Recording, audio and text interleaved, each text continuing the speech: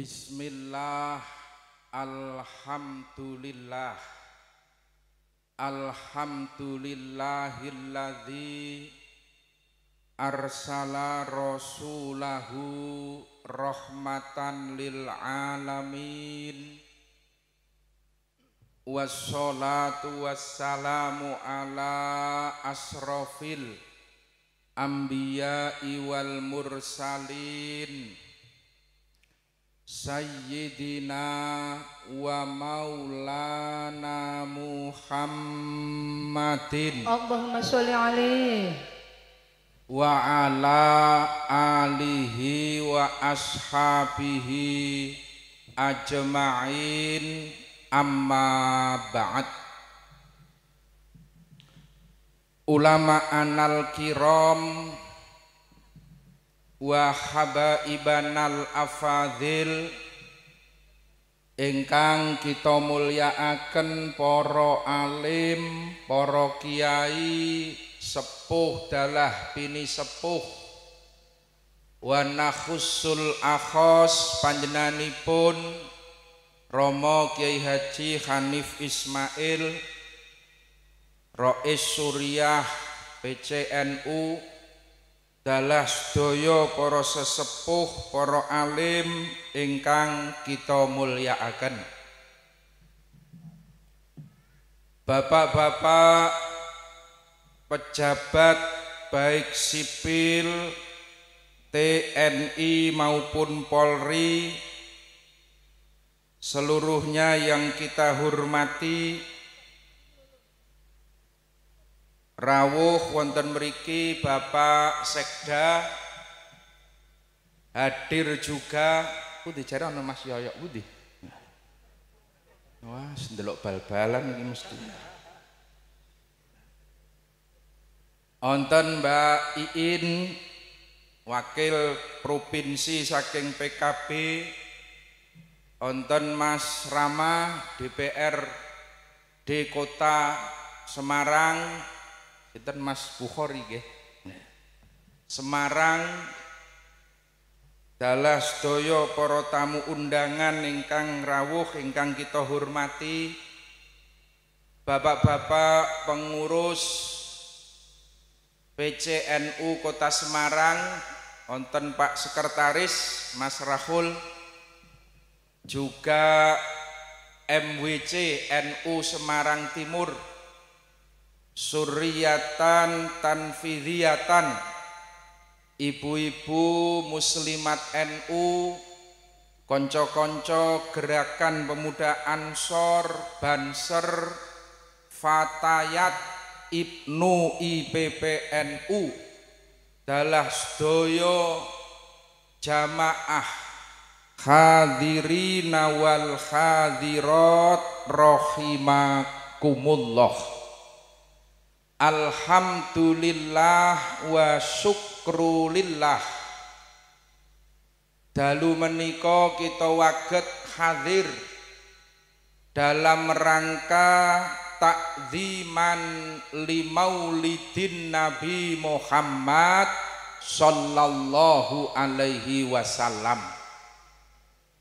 Mugi-mugi rawuh kula panjenengan waget dados tunggalipun bukti rasa cinta kita, mahabbah tresno kula panjenengan dumateng Rasulullah Muhammad sallallahu alaihi wasallam, yang sehingganya kula panjenengan besok waget pun akeni dados ummate Kanjeng Nabi lan waget topi kantuk syafaatul uzma, pitulungan Kanjeng Nabi wonten ing dinten kiamat.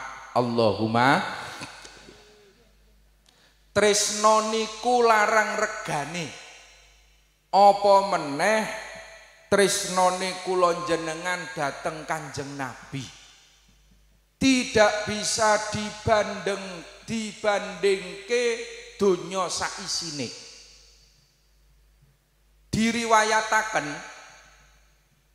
Jadi kalau ada nama yang disebut dalam Al-Quran, itu pastilah nama yang luar biasa. Satu, mungkin luar biasa bagusnya. Nama orang-orang solih, nama para nabi. Nabi Musa, Nabi Ibrahim, Nabi Yakub, sampai Nabi kita Muhammad sallallahu alaihi wasallam. Utawa nek putri Maryam, luar biasa. Atau sebaliknya, nama yang luar biasa jahatnya, luar biasa jeleknya. Kenal kali Pak De Fir'aun, Bu? Niku disebut nang Quran mergo luar biasa jahatnya. Berani mengaku menjadi Tuhan. Ada lagi nama yang khusus disebut dalam Al-Quran. Tabbat yada abi lahabi wa tab. Abu Lahab itu disebut khusus dalam Al-Quran karena saking jahatnya memusuhi beliau Nabi, menghina, mencaci maki, memfitnah, bahkan pernah merencanakan pembunuhan. Sampai matine Abu Lahab niku mboten iman. Ditulis karena saking jeleknya. Jadi teng Al-Quran mboten enten jenengan Jumadi, Pak. Karena Jumadi niku nek apik ya ora patek nemen-nemen, jahat ya ketoke mboten. Sulastri nggih mboten enten, Bu. Nek kepengin ditulis teng Quran kudu luar biasa kebaikannya utawa luar biasa jahatnya. Abu Lahab itu meski namanya itu ditulis karena kejahatannya, tapi riwayat itu menjelaskan ketika Abu Lahab itu meninggal, selang beberapa waktu kemudian keluargane niku diimpeni. Kaya-kaya niku semerep Abu Lahab niku nang kuburan, nangis ndepipis mojok, wajahnya penuh luka, sekujur tubuhnya niku gubras getih, wajahnya babak belur. Akhirnya ditangkleti kalih keluargane, "Pak, sampean ki ana apa?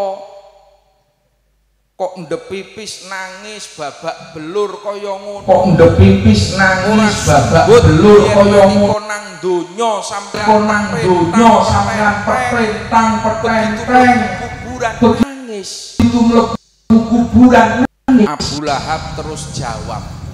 Abu Lahab terus jawab, "Oleh-olehku mbiyen yo iki oleh-oleh."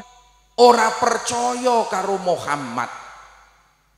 Oleh-olehku mbiyen nang donya ingkar karo pengirane Muhammad. Hari ini yang saya terima tiap hari hanya siksa dan siksa. Tiap dino aku ki digebuki, dibanting, diajar karo Rizky Bilar. Kok Rizky Bilar, Bu? Ibu-ibu mak jenggirat muni Rizky. Ternyata di alam kubur juga ada kekerasan, tidak hanya dalam rumah tangga. Tiap dino diajar karo malaikat, digebuki karo malaikat. Tapi aku ijek mending le, kok mending pripun? Tiap dino Senin aku oleh keringanan, bebas sangka siksa kubur, tiap dino Senin tiba-tiba di antara jari jemari Abu Lahab itu memancar air yang bening. Abu Lahab bisa ngombe sepuasnya. Hanya hari Senin, dino Selasa gebuki meneh, dino Rebo ge bal-balan, dino Kemis, Jumat, Sabtu disiksa, Senin leren, banyune mili, Selasa mandek, diajar terus. Itulah nasib Abu Lahab di alam kubur. Keluargane terus takon, kok saged pikantuk keringanan niku pripun ceritane? Abu Lahab jawab, aku eling banget pas nalika dina Senin tanggal 12 Rabiul Awal taun gajah. Aku eling bengi-bengi aku didodok karo budakku sing jenengane Suwaibah. Juragan ana apa? Ponakan jenengan lahir. Bayine Siti Aminah kalih Sayyid Abdullah. Lahir ponakan jenengan. Bayine bagus ganteng, wajahnya bersinar-sinar, yang diberi nama Muhammad sallallahu alaihi wasallam.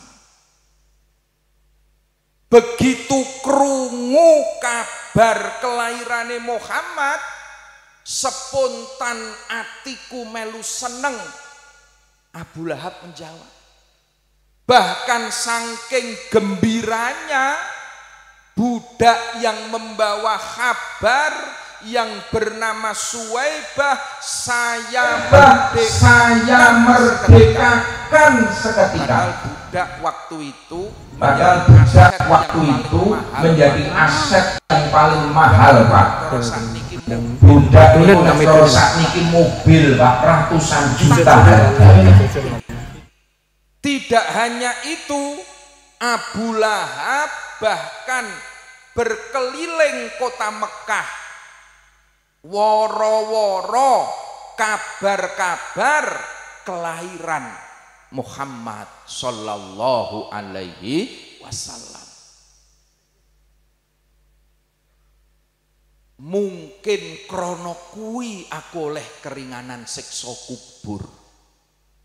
Meski setelah itu Abu Lahab memusuhi.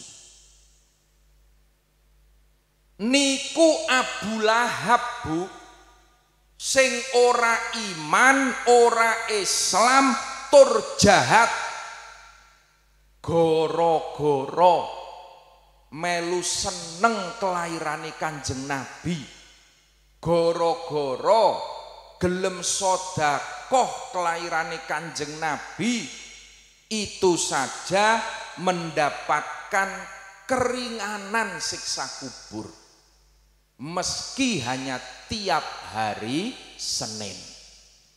Muga-muga kula jenengan sedaya sing wis dimodali iman, dimodali Islam, tambah melu seneng kelahirane Kanjeng Nabi, tambah gelem sedekah kanggo maulid Nabi. Muga-muga kula jenengan dibebaske sangka siksa kubur.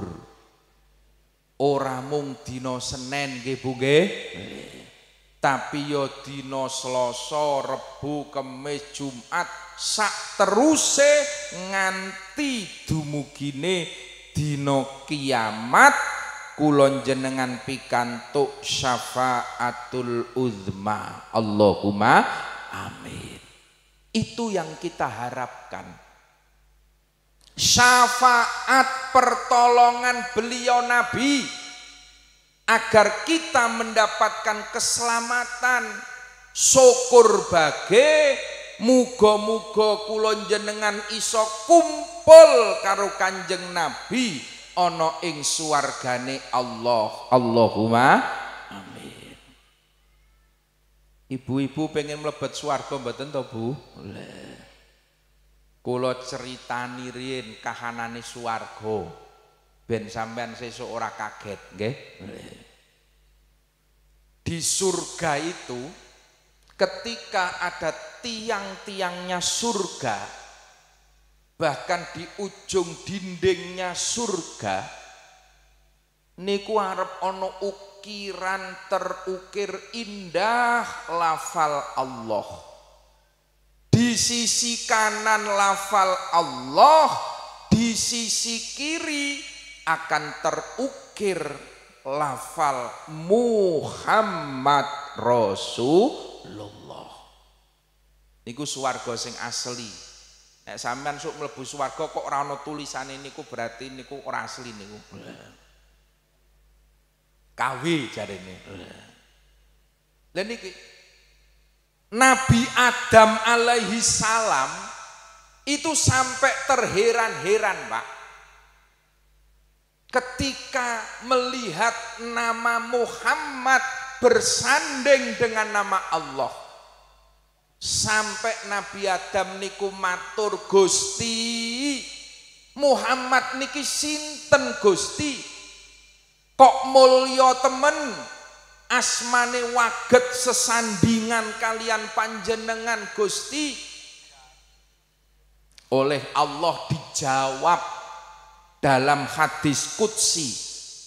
Hadis qudsi niku dawuhe Allah yang tidak termaktub dalam Al-Qur'an.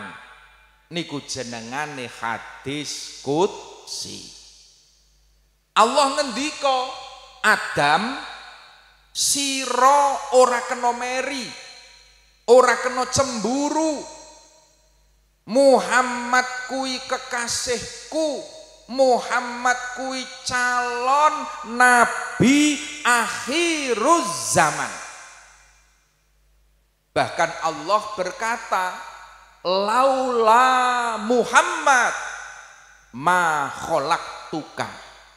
Seandainya aku tidak menciptakan Muhammad, kata Allah, ma khalaqtuka, maka aku tidak akan menciptakan kamu Adam.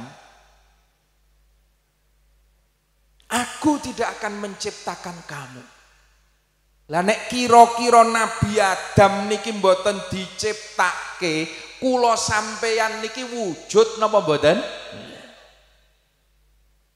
Dadi Gusti Allah niku nggawe menungso sak menten niki kathahé sak alam dunya mergo Allah sudah menciptakan Nur Muhammad. Allah sudah menciptakan calon pemimpin umat. Beliau Rasulullah Muhammad sallallahu alaihi wasallam. Allah juga mengatakan laula Muhammad ma khalaqtuka. Seandainya aku tidak menciptakan Muhammad, kata Allah, ma khalaqtuka ma wala khalaqtul jannah. Laula Muhammad wala khalaqtul jannah. Aku tidak akan menciptakan surga, kata Allah. Jadi swarga dengan segala keindahannya, surga dengan segala kenikmatannya, itu diciptakan oleh Allah karena Allah sudah menciptakan Nur Muhammad, calon penghuni mulia Muhammad sallallahu alaihi wasallam. Dadi swarga niku Pak, umpamane onten sertifikate, sertifikatnya itu tunggal atas nama Muhammad sallallahu alaihi wasallam. Dadi nek kula jenengan ki do kepengin mlebu swarga, ya kita harus berbaik-baik dengan beliau Nabi. Kudu manut dawuh-dawuhe Kanjeng Nabi, nderek perintahe Kanjeng Nabi. Posisi kula jenengan niku mung nebeng. Sekali lagi nebeng. Nunut, karena Allah menciptakan surga itu untuk beliau Nabi Agung Muhammad sallallahu alaihi wasallam.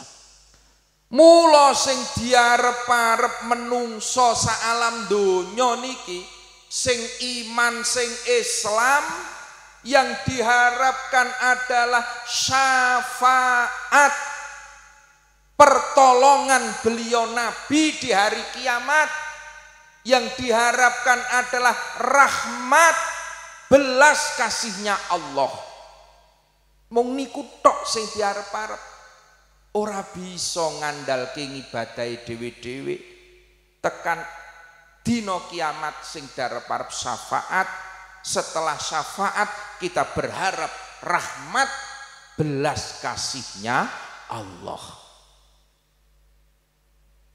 Abu Lahab niku seneng kelairane Kanjeng Nabi, yo memper.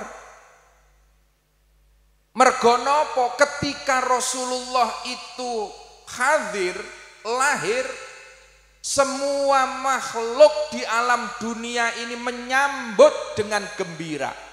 Bahkan makhluk di langit pun para malaikat bersuka cita. Ora mung trimo menungso, Pak. Tetumbuhan yang biasanya kering kerontang tiba-tiba tumbuh dengan subur ketika beliau lahir. Hewan-hewan, unta sing maune majer ujug-ujug pulih iso duwe anak. Sing maune ora metu susune tiba-tiba pulih iso metu susune. Jadi seluruh penduduk alam niki menyambut bahagia karena memang beliau diutus di muka bumi. Wa ma arsalnaka illa rahmatan lil alamin. Muhammad, ingsun orang ngutus marang seliramu illa kecuali rahmatan, kamu saya utus untuk mengasihi, mengayomi lil alamina, untuk seluruh yang ada di muka bumi. Niki para rawuh. Maka semua menyambut bahagia ketika tumbuh yang namanya Muhammad niku dados lare. Wong-wong tambah seneng ana bocah bagus, ganteng, akhlake apik, jujur, ora tau goroh. Wonten mboten cah cilik sing ora tau goroh teng mriki? Mboten enten. Bocah cilik sing ora tau goroh ya mung sing jenengane Muhammad sallallahu alaihi wasallam. Karena beliau itu maksumun, terjaga oleh Allah. Akhlake apik, karo wong tuwa ngajeni, welas asih, kabeh wong seneng. Ketika menginjak remaja, wong-wong tambah seneng karena yang namanya Muhammad juga mulai terlihat cerdas, pinter bisnis. Kanjeng Nabi niku usia remaja pun diajak dagang kelilingan kalih pamane. Iki ana cah enom, pinter, bagus, pinter bisnis, akhlake apik, jujur, kabeh wong seneng. Sampai akhirnya ketika masuk pasar kota Mekah, Kanjeng Nabi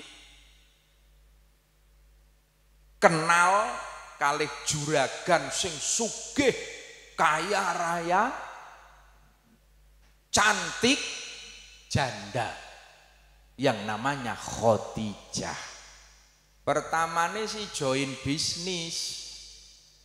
Wong-wong niku do seneng karo Kanjeng Nabi mergo Kanjeng Nabi niku jujur, Pak. Kunci sukses bisnise Kanjeng Nabi niku akhlak, kuncine jujur. Mula nek jenengan kepengin usahane lancar, ekonomine lancar, modalono kanthi akhlak. Modalono kanthi jujur. Ora usah percaya karo omonge Bagong. Bagong lak omong nek jujur ki marake ajur. Niku omonge Bagong, ora usah percaya. Wong Kanjeng Nabi dawuhe al amanah tajlibur rizqo. Ketika kamu bisa dipercaya, ketika kamu jujur, maka amanah itu akan mendatangkan rizki. Wal khiyanat, tapi ketika kamu berkhianat, mencederai kepercayaan, tajlibul fakro, itu akan mendatangkan kefakiran. Nek tiang Jawi niku ana unen-unen, ana jeneng, ana jenang. Nek kowe nguber-uber jenang, ora ngopeni jeneng, jenengmu rusak, jenangmu ya ora kecekel. Jadi sing penting jaga jeneng, kepercayaan. Nek sampeyan iso njaga kepercayaan pun lah kaya Kanjeng Nabi. Kanjeng Nabi niki yatim piatu, ora ndek bapak, ora ndek simbok, ora ana sing modali. Tapi begitu ngerti jujur, kabeh wong melu modali. Muhammad aku titip duit mbok lakokno, Muhammad aku duwe unta mbok openi, Muhammad aku duwe ladang kurma mbok kelola. Sampai Khadijah itu kesengsem, akhirnya pasrah bongkoan. Wis Muhammad iku usahane aku mbok lakokno kabeh, tak pasrahke termasuk awakku lahir batin. Dilamar Kanjeng Nabi, Pak. Nah itu. Ringkas cerita, Khadijah dinikahi oleh Rasulullah. Yang perlu dicatat, Kanjeng Nabi nggarwa Siti Khadijah bukan karena kecantikannya. Nek mung golek ayune, beliau bisa mendapatkan yang lebih cantik. Tapi melihat dalam diri Khadijah ada keteguhan, ada kekuatan lahir batin. Iki sing iso ngancani aku berjuang. Iki sing duwe akhlak mulia. Yang kedua, Rasulullah menikahi Khadijah juga bukan karena hartanya. Kadang-kadang wonten sakniki banser sing nganti tua jomblo. Tak takoni, "Kang, kowe kok ora ndang rabi-rabi napa to, Kang?" Sunah Rasul Gus ngenteni rondo sugih. Kleru nek kuwi, tak kandhani. Kanjeng Nabi ki ora ngepek Khadijah mergo bondone. Nek soal bondo, Kanjeng Nabi luwih sugih timbangane Khadijah waktu itu. Karena terbukti nggih, mahare Kanjeng Nabi ketika menikahi Khadijah niku nek jenengan pengen ngerti, 50 unta merah. Unta merah niku unta yang terbaik. Cara sakniki mobil balap. Unta balap. Mobil sport Ferrari 50. Lho sapa sing wani mahar sakmono akeh. Kula nate tangklet pas umroh niku rega unta. Unta niku ternyata kalau yang untuk korban, dibayar dam barang ngoten niku paling ya unta kurban ya 30 juta, 35 juta pun nangsa. Tapi nek unta balap larang, Pak. 70 juta, 100 juta, bahkan ratusan juta. Itu unta balap. Lah nek saniki dijupuk wae lah. Rega 100 juta. Terus Kanjeng Nabi ki mahare 50. Kira-kira mbiyen Kanjeng Nabi maringi mahar Siti Khadijah pinten? 50 ping 100 pinten? 5 miliar. Ibu-ibu teng mriki wonten sing dimahari 1 miliar wonten. Tak ndelok ayune kaya ngopo.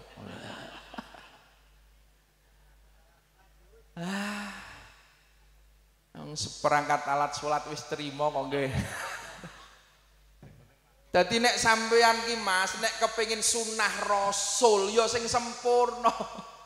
Wah, menjalankan sunah Rasul mahari kok mung seperangkat alat sholat. Sesuk nek dimahari seperangkat alat sholat ngeten mawon. Kula purun seperangkat alat dan tempat sholat ngoten nggih. Dadi sak mejite 5 miliar niku. Lha niku itu menunjukkan bahwa Rasulullah itu usia 25 tahun sudah sukses secara ekonomi, Pak. Ini butuh kader-kader NU sakniki-niki soal ekonomi, Pak. Penguatan ekonomi. Ketika Rasulullah itu menikahi Khadijah, ada merger dua kekuatan ekonomi besar. Khadijah kalih Muhammad niki dadi siji. Iki perusahaan itu tambah gede, Pak. Ini salah satu modal kekuatan berjuang di samping akhlak sing mau kula aturke. Mula nek NU niki pengen luweh gede, luweh kokoh, modal kekuatan ekonomi harus kita utamakan. Mula kula wau takon MWC mriki iki layisrune mlaku apa durung? Koin NU-ne wis mlaku urung?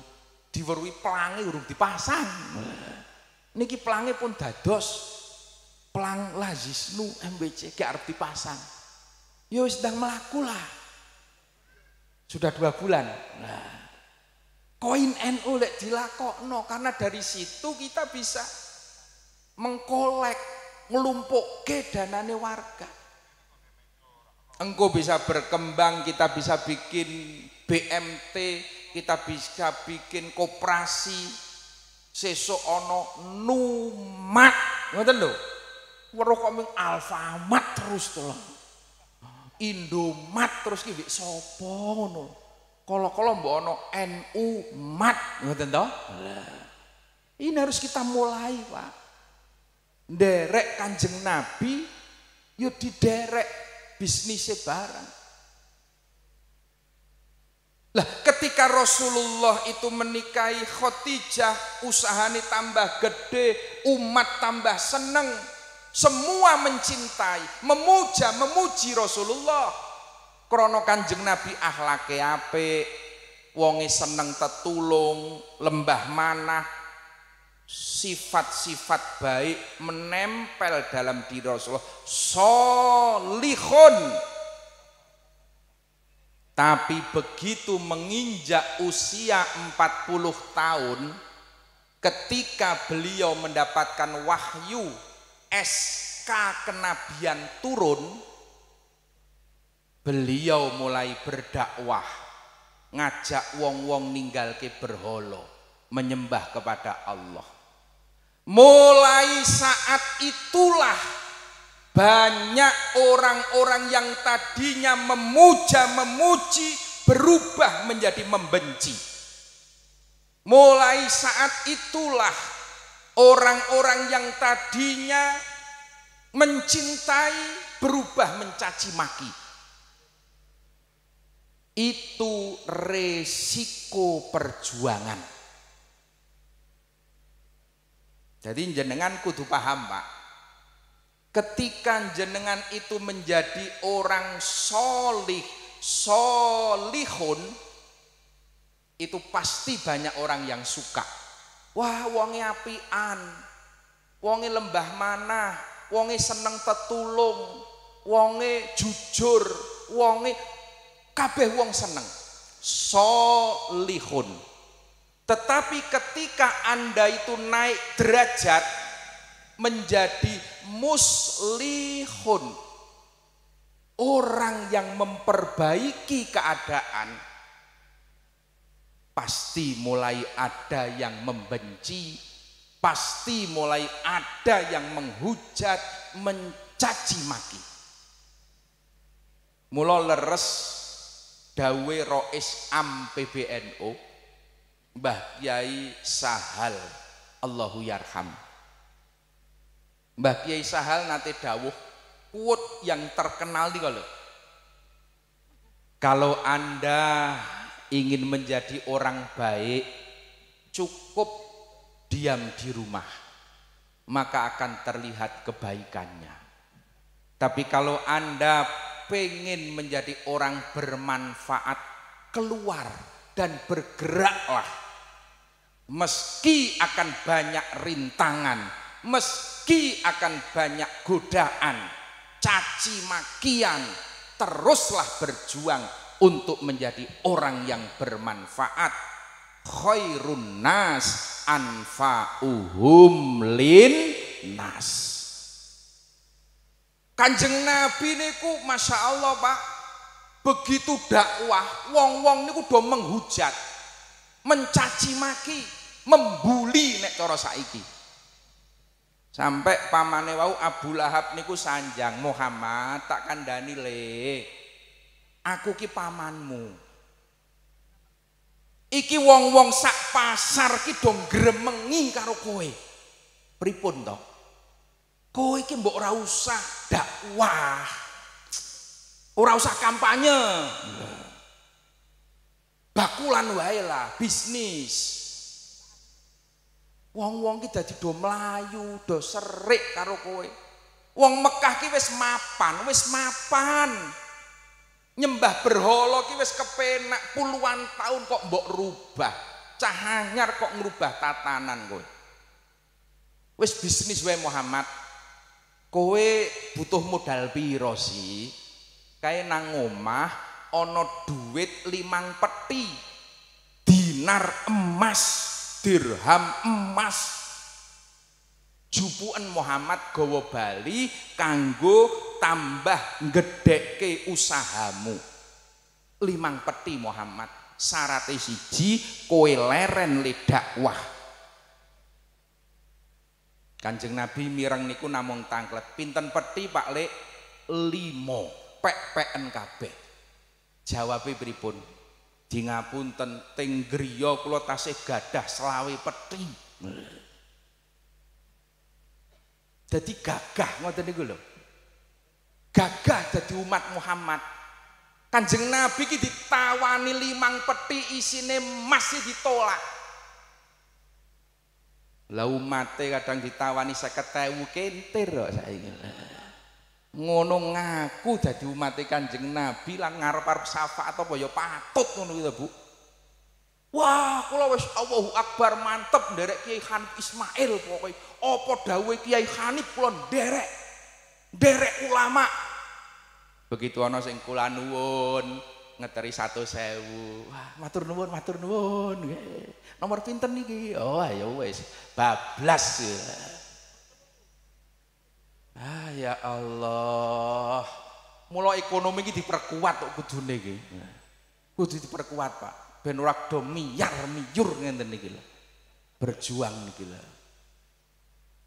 Setelah itu dibujui duit ora trimo, Kanjeng Nabi niku Pak dicaci maki, dihujat, bahkan ketika datang ke Thaif dibandemi watu nganti gubras getih. Tapi Rasulullah terus berjuang, terus berdakwah. Sampai Abu Lahab niku mara malih Muhammad pas bar dibandemi watu niku. Wonten napa Pak Lek? Iki kepala suku Mekah iki bar kumpulan. Kumpul nopo? Nek kowe iki angel kandhanane Muhammad, aku ora tanggung jawab nyawamu. Mbuh kowe jek menangi pirang dina meneh urip. Iki merencanakan pembunuhan. Kanjeng Nabi jawab malih, Pak Lek. Wong urip, wong mati niku nggih Allah sing nentokke. Kula mboten badhe leren. Kula arep terus berjuang. Kula sing tak wedeni namung Allah. Oh, bocah angel kandhanane. Angel kandhanane. Dadi Kanjeng Nabi niku berjuang totoane nyawa. Awak dhewe sakniki ni berjuang ora ana sakuku irenge, Pak. Ono kok wis do muntir niki lho. Hari ini tanggal 22 Oktober. Nggih napa mboten? Ini tanggal keramatnya warga NU. Tanggal keramate wong NU. Karena 22 Oktober ini momentum bukti bahwa kiai-kiai NU, ulama-ulama kita ini sangat peduli dalam menjaga kedaulatan negara kesatuan Republik Indonesia. Ternyata Pak, kemerdekaan 17 Agustus 45 itu belum sepenuhnya diakui oleh Belanda. Dianggap kemerdekaan sepihak. Akhirnya Belanda berusaha kembali masuk Indonesia, bonceng pasukan Nika. Pengen melebu meneh lewat Surabaya. Akhirnya Bung Karno waktu itu sambat kalih Mbah Hasim, pripun niki kiai? Wonten napa? Londo badhe dugi malih. Kapan? Sebentar lagi. Monggo kula nderek titip Surabaya. Akhirnya Mbah Hasim ngumpulke kiai-kiai sak tanah Jawa, diajak musyawarah piye hukume ngadepi londo sing teko arep njajah. Kiai-kiai musyawarah basul masail, akhirnya keluarlah keputusan resolusi jihad bahwa hukumnya bagi laki-laki yang sudah akil balik, yang tinggal di radius 80 km dari Surabaya, masafatul qasri, wajib fardu ain berangkat ke Surabaya, melok perang, usir penjajah. Iskariman aumut syahidan, luwe HP urip mulya atau mati syahid. Berangkat dari fatwa Hadratus Syekh nikulah akhirnya Pak, berangkat dari fatwa Hadratus Syekh niku bergeloralah semangat jihad santri-santri di Jawa Timur, arek-arek Surabaya gembregah kabeh. Bahkan tidak hanya Jawa Timur, sampai Jawa Tengah. Santri-santri ini Mbah Kiai Subhi nggawa bambu runcing moro, Jawa Barat Mbah Kiai Abbas Buntet nggawa santri-santri. Terjadilah peristiwa 10 November yang hari ini kita kenal menjadi Hari Pahlawan Nasional. Kalau tidak ada resolusi jihad, Mbah Hasim mboten dawuh belum tentu terjadi 10 November Pak, belum tentu do gembregah tangi kabeh masyarakat. Itu kontribusi yang nyata dari Nahdlatul Ulama untuk NKRI, kontribusi yang nyata dari kiai-kiai pesantren yang hampir 30-40 tahun tidak dihargai. Ora diregani blas ya Pak. Zaman kula SD mbiyen, kemutan mboten zaman Suwargi Mbah Kakung sing kuwasa. Tepang Mbah Kakung, Bu.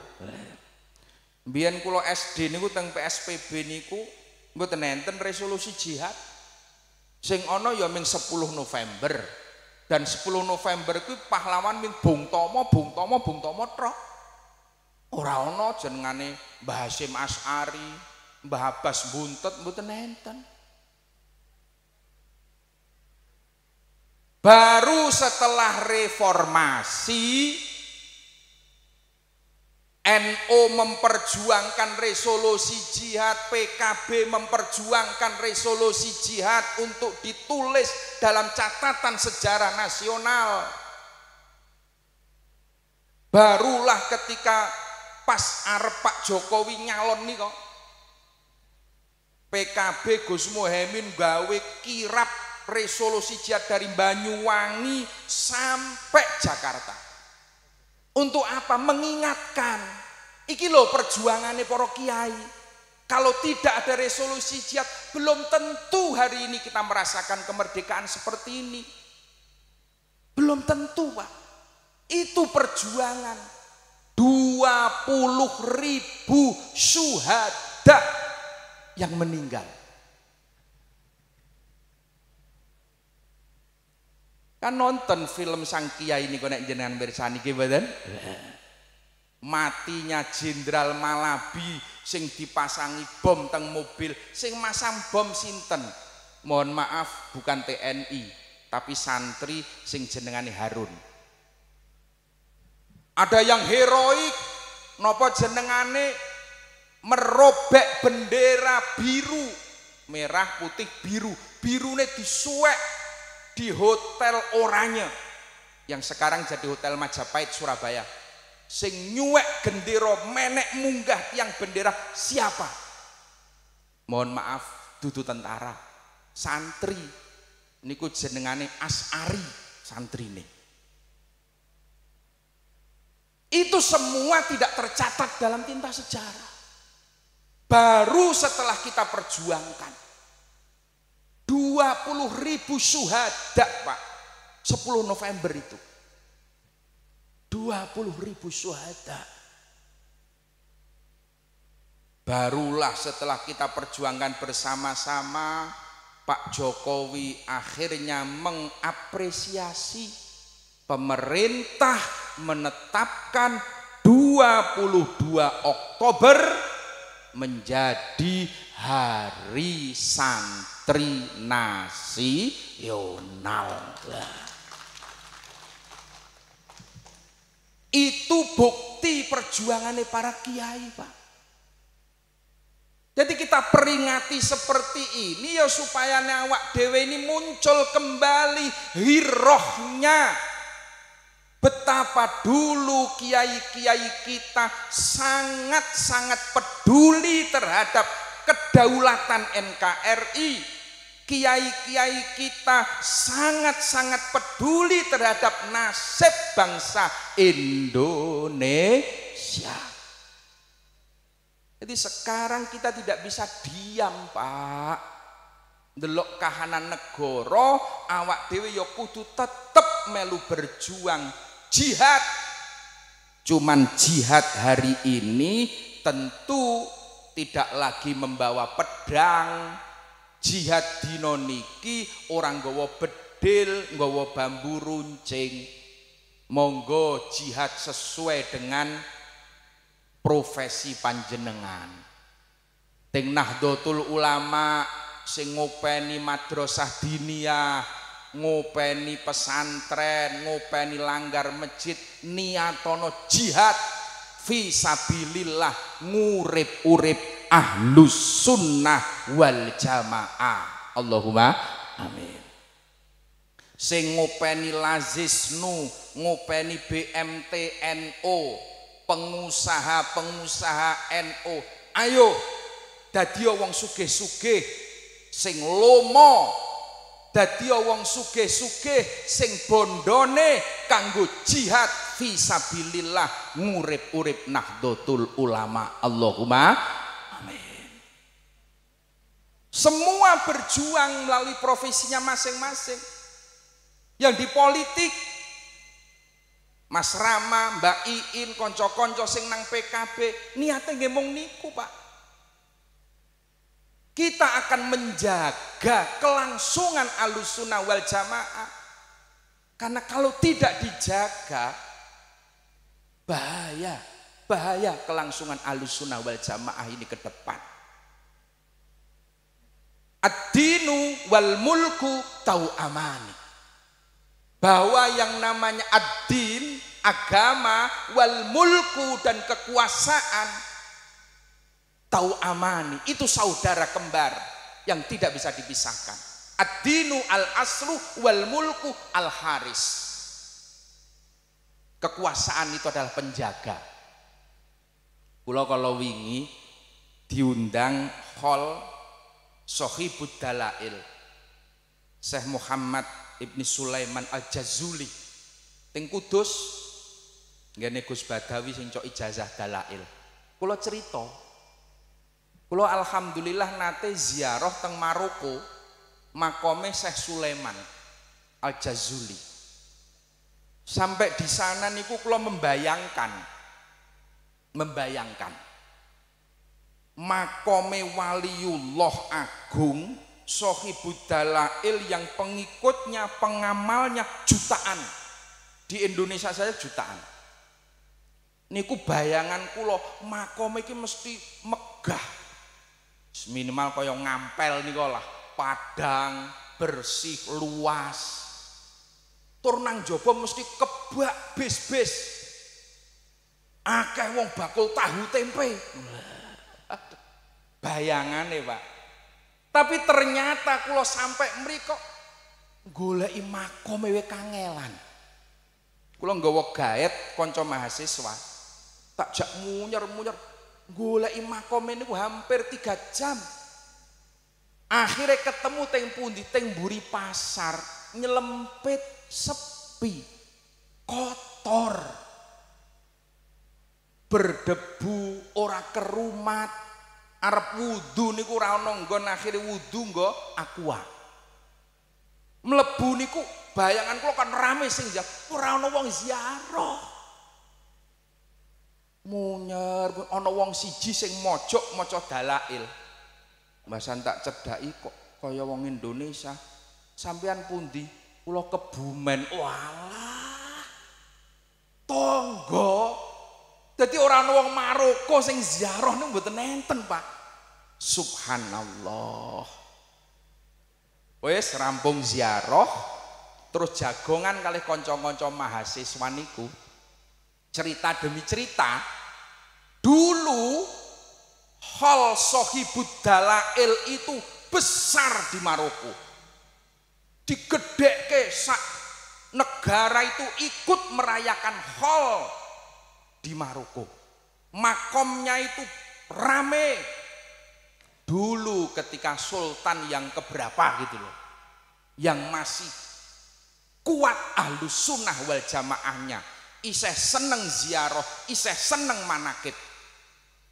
Tapi begitu berganti raja yang akhirnya terpengaruh faham dari Saudi Arabia yang anti ziarah, anti tahlil, makome dipindah, Pak.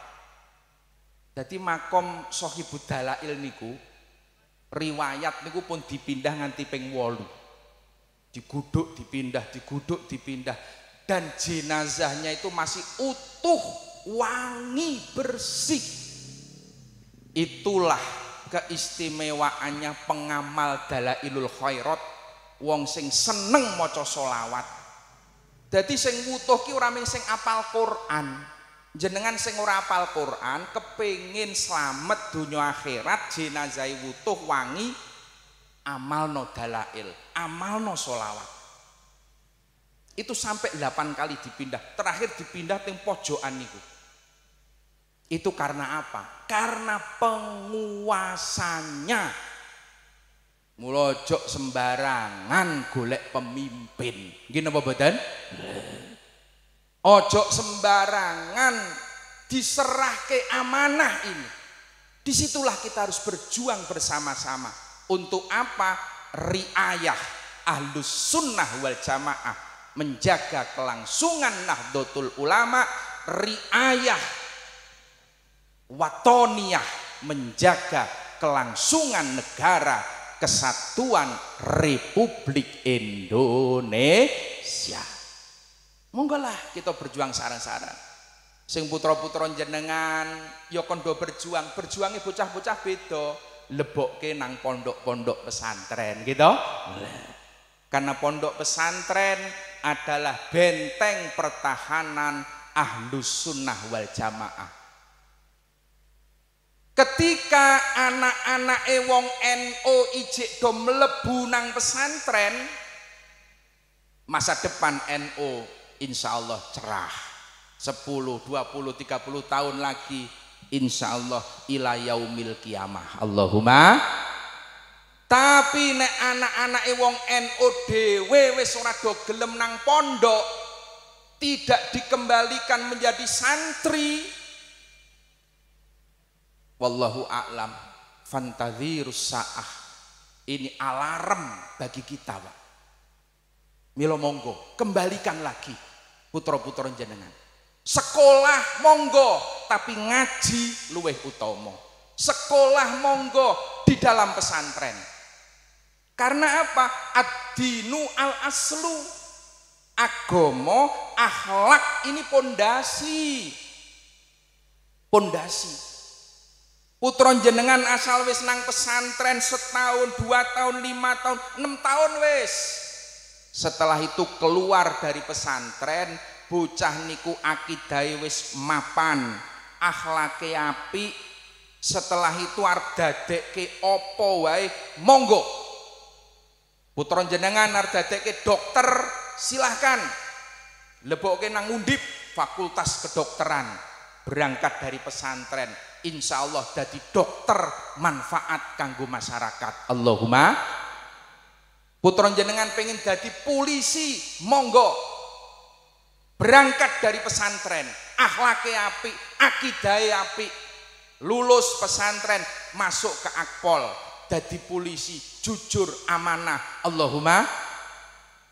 Butuh, Pak, butuh Polri yang amanah untuk mengembalikan lagi citra Polri, dicintai masyarakat.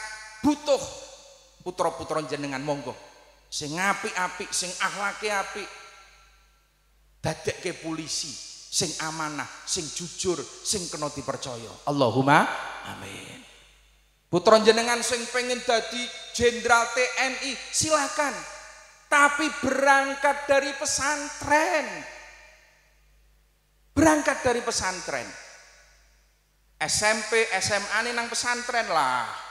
Lebar lulus, gawa nang Magelang, dekek nang ngisor Gunung Tidar, lebokke nang Akmil, ben dadi jenderal. Indonesia butuh jenderal-jenderal TNI sing paham agama, sing paham Ahlus Sunnah wal Jamaah. Allahumma amin. Itulah tugas kewajiban kita kader-kader NU untuk riayah Ahlus Sunnah wal Jamaah, riayah watoniyah negara kesatuan Republik Indonesia yang kita cintai. Mekaten ingkang dalem aturaken, kirang saha langkung nyuwun pangapunten. Akhiru kalam, wassalamualaikum warahmatullahi wabarakatuh.